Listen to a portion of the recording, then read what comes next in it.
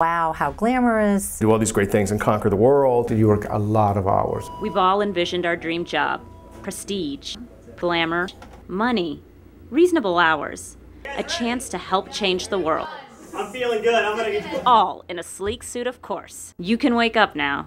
Even the most highly regarded professions can be overrated.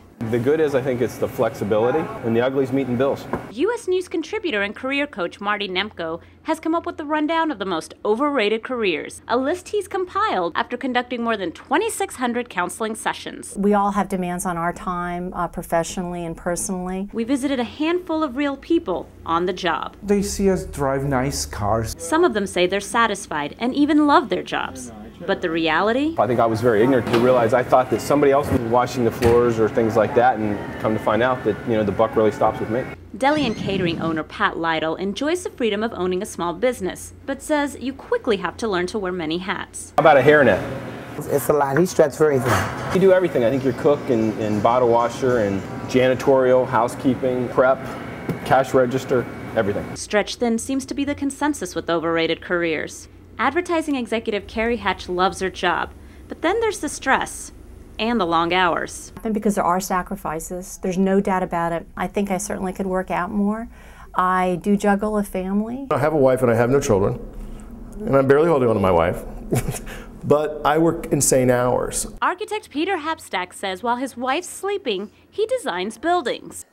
Other drawbacks? Demanding clients and getting paid little compared to other highly regarded careers. I have employees that make as much as I make. The one thing that's been very interesting is owning your own practice. There have been years where I've gone without being paid. It's back to the drawing board for this architect and on to the salesman, the real estate agent. Of meeting new people and interacting with people. That's the fun part of it. The difficult part is the long hours, so your time is very much tied to their time. The really ugly part is the disappointments where people, for example, you've been working 2 months with them and they go and buy directly from the developer. While he's breaking his back trying to make deals, enter our next profession. Can you come in and crack my back? Chiropractor Angela Salcido says managing her business is the hardest part. Love the freedom that I do have to choose my hours. I'm very independent, but again, with a solo practice, you have to be dedicated. But it's very physically demanding as well.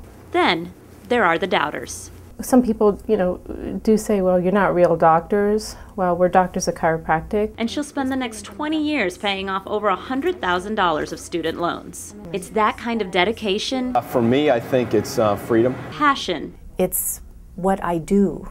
It's like breathing. Sacrifice. You want to just say, oh my God, why am I doing this? But most of the time, it's a lot of fun.